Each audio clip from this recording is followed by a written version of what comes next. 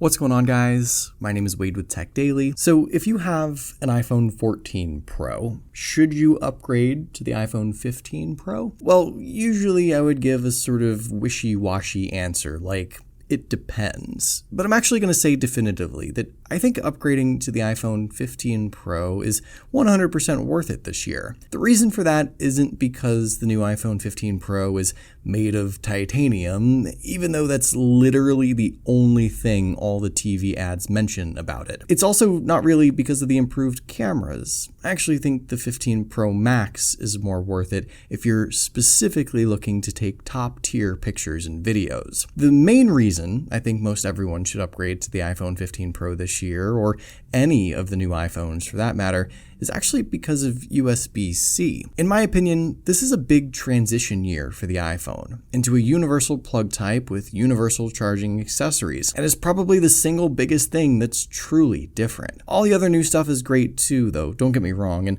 we'll certainly get into that. Now, I'm not going to bore you with the little things. The new iPhone looks almost identical to last year's iPhone. It's the same size, same design, it has the same fairly useless dynamic island notch at the top, but there are some other physical changes you should know about. The whole titanium thing is, I guess, something you should consider, if only for the fact that it's truly not a big deal. These two iPhones are actually mostly made from the same stuff, namely a frosted glass back. That's not what's new, aside from the color, I guess. The change in material is really only on the frame of the phone, that outer edge. So instead of a fingerprint-covered polished stainless steel, you now get a little less fingerprinty titanium metal that's also a little lighter in its physical weight. There were some complaints on launch about the finish on these titanium iPhones being sort of inconsistent, with smudges or shadows or marks and scratches right out of the box, but I haven't personally noticed that on my iPhone here. I also barely even noticed the weight difference either. The Pro Max feels lighter for sure by comparison, but this regular iPhone 15 Pro, not so much. What's sort of annoying about the new phone though is Apple once again altered the physical dimensions just enough to where your old case probably won't fit on this new phone. The 15 Pro has slightly rounded, contoured edges instead of the super sharp, flat sides of the 14 Pro, and while it does actually feel a little nicer and more comfortable in the hand, it also means that the phone is a few millimeters off in every direction. And since you'll have to get a new case anyway, I would recommend checking out these ones from Pitaka, this video's sponsor. Pitaka's new Mag Easy Case 4 and Mag Easy Case Pro 4 are the perfect pairing, offering both protection and style. And their new Star Peak design series for the Mag Easy Case 4 combines an inspired visual with their well-known fusion weaving construction for a totally unique look. Pitaka's Mag Easy Case 4 is once again one of the thinnest and lightest MagSafe cases on the market. It practically feels caseless, but its 100% aramid fiber material and raised metal lip for the camera bump ensure your phone is still properly protected. If you want a little more protection, the Mag Easy Case Pro 4 delivers military-grade defense against shocks and drops, with a raised rubberized frame covering every corner. There's added protection for the camera bump around back on this one too, and it's the same stylish aramid fiber with a textured finish. And like the name suggests, both of Pitaka's Mag Easy cases are MagSafe compatible, so you can pair them with Apple's own products or Pitaka's huge lineup of accessories, including their Mag Easy Grip Ring, their Car Mount Pro, the Mag Easy Slider, and a whole bunch more. And if you're interested in picking up one of their cases or accessories, I'll leave a link to them down below in the video description. So the other actual physical difference with the new iPhone 15 Pro that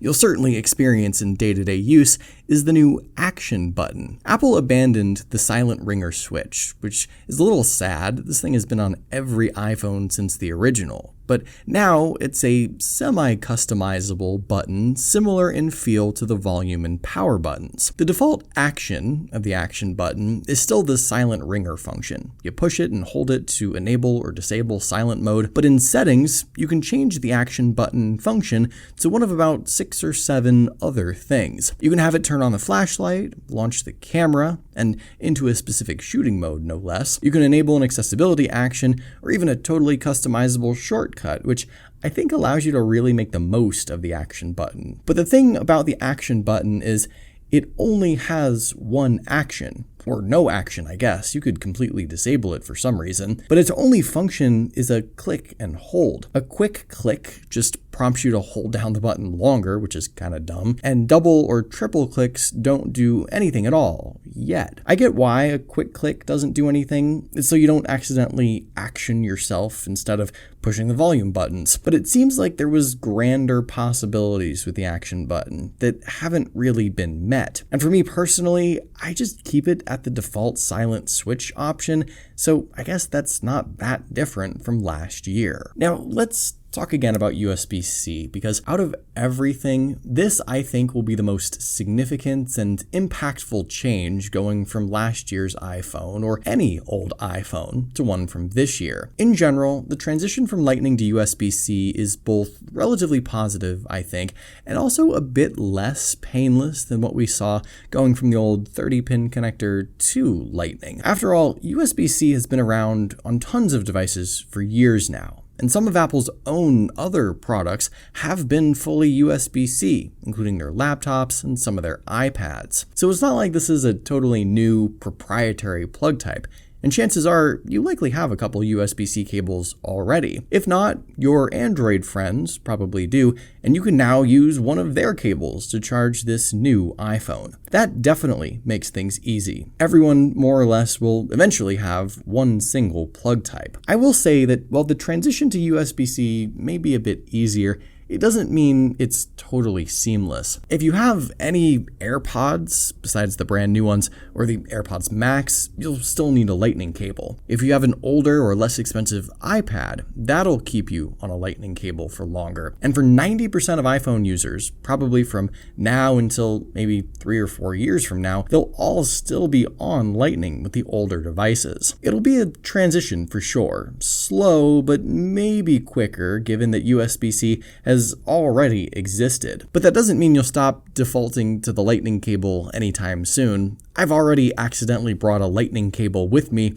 instead of USB-C in the car or when I travel. Old habits are just hard to break. On the topic of USB-C ports and charging, one other thing I should mention is that even though Apple changed the plug type, they didn't make the phone charge any faster, or even improve the battery life much at all. I feel like this is a bit of a missed opportunity, because we've seen plenty of other Android phones have just crazy fast charging over USB-C, but Apple seems unconcerned by that. Apple also didn't stress battery life at all when they announced the new phone, and in my experience, my daily usage is yielding me about the same amount of screen on time as my 14 Pro did, at least before it experienced crazy battery degradation in the last couple of months. And perhaps that's why Apple isn't pushing the limits on battery life or charging speeds. People were so upset seeing that battery health number go down so suddenly that Apple would probably just rather focus on longevity and optimization instead of insane speeds. Speaking of speeds, one aspect of the new iPhone 15 Pro that I think very few people will truly notice is any substantial difference in overall performance. On the one hand, Apple spent a great deal of time talking up the new A17 Pro processor, touting its ability to play new console-quality games and handle way more than any previous iPhone. But let's be honest, 90% of people use their phone for Twitter, the internet, YouTube videos, text messages, and that's basically it. And jumping from app to app, you can see that there's really no big difference in launch and load speeds. Sure, if you're a heavy gamer, then there's literally no better portable device on the market than the iPhone. And if you're coming from like an iPhone 11 Pro or something a few years older, then the speed difference will be relatively significant. But year over year, especially the last 2 or 3 years now, for as powerful as the iPhone is, it just doesn't really translate to practical day-to-day speed increases. I think more people care about iOS updates, getting new software features and all that jazz. But one important thing to note is that every iPhone from the last 6 or 7 years gets the newest iOS 16 update. So any new features, software-wise, that Apple advertises are going to be on your current older iPhone too. One thing Apple did not change with the new iPhone 15 Pro is the display. And this is sort of surprising because usually there's something that's new, whether it be brighter or have some new fancy OLED panel or new content support or something. But no, that's not the case this year. And don't debate me on the slimmer bezels because, come on, that's barely noticeable if it's even different at all. It's the same LTPO Super Retina XDR OLED panel with all those letters and all the same specs as before. The weird 2556 by 1179 resolution, and even the same max user-controlled and auto brightness, 1000 nits and 2000 nits respectively. Now compared to previous iPhones, the 14 Pro last year was definitely brighter, but I'm surprised Apple didn't do anything with the display on the 15 Pro this year. There's nothing inherently wrong with the screen at all, but when you ask an Apple employee at the store what's new on the iPhone 15 Pro, and they can't say anything about what you look at 100% of the time, I feel like that's kind of a miss.